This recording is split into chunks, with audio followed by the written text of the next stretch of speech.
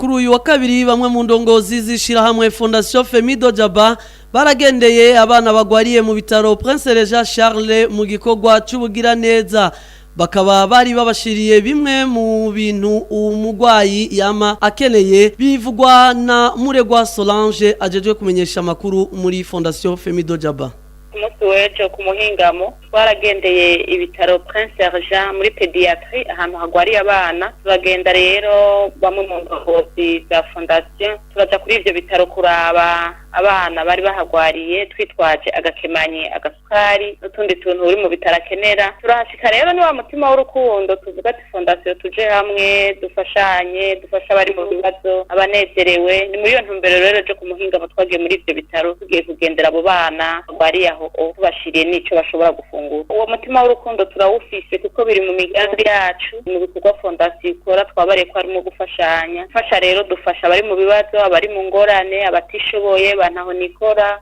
babuze ico bafungura mu bitaro ico gikorwa rero tuzokibandanya mu bitaro byo ngahe Bujumbura tukibandanye no mu bindi bitaro byo hagati mu gihugu uko Imana izodushoboza uko Imana izogendera duhezagira niko natwe tuzogenda turashobora gufasha abandi bantu bari mu bibazo bitandukanye.